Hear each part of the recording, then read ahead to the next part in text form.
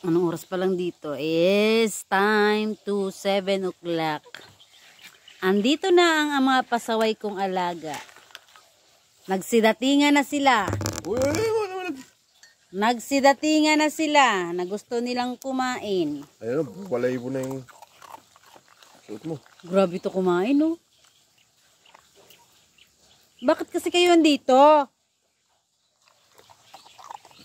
Tama na yan, tanggalin mo nga to. Ang dumi ko na. Ito ko. Blondie?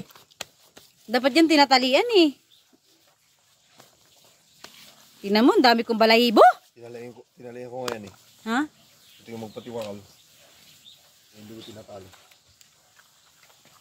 Alam mo yung ano? Tingnan mo yan. Ganyan sila tuwing umaga. Pag tuwing kakain ako, nakaharap sila. Ano yan? Nag-ano ka tuko? Tingnan mo pa ang ilong ni tuko. Ayan sila. Yung isa, tingnan mo, panay tira. Hindi naman nakapasok. Yan. Naka-jacket po ako kasi ang lamig.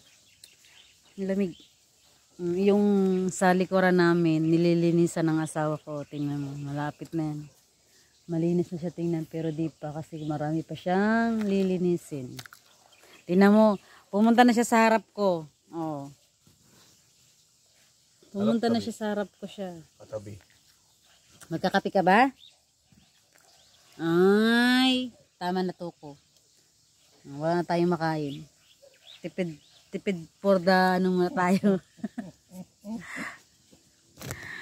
Ayan, ang lamig-lamig. Tinan mo, may pagpa nga oh. May pagpa, makikita nyo yung pag oh. Uy.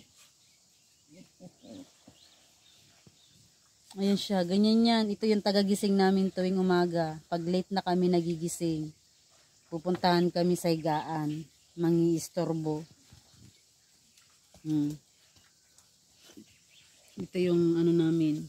Alaga ito ng asawa ko nung maliit pa. Kaya tingnan mo siya. Hi guys! Tayo'y magluluto, magsasangag, almusal namin. Para pagkanin kasi ang kinakain namin,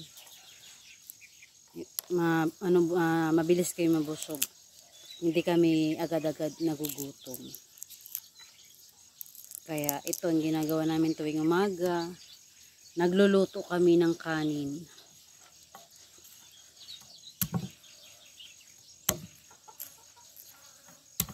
Ako lang nag-isa dito kasi yung asawa ko nasa taas.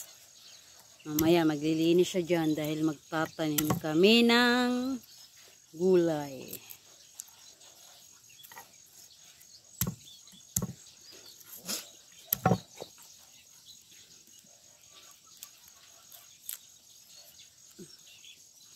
Mamaya tanghalian namin is magluto ako ng ampalaya.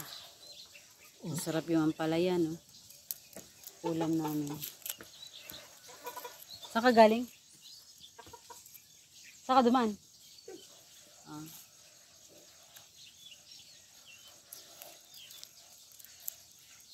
Ayan na, dumating na yung asawa ko.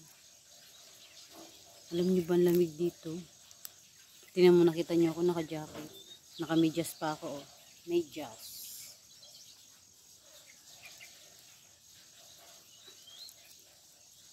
May pag pa siya. Hindi pa nawawala yung pag. Pag may pag dito, asahan mo na, aaraw yan. Pag wala, alam mo na, makulimlim. Yan ang palatandaan ko dito eh.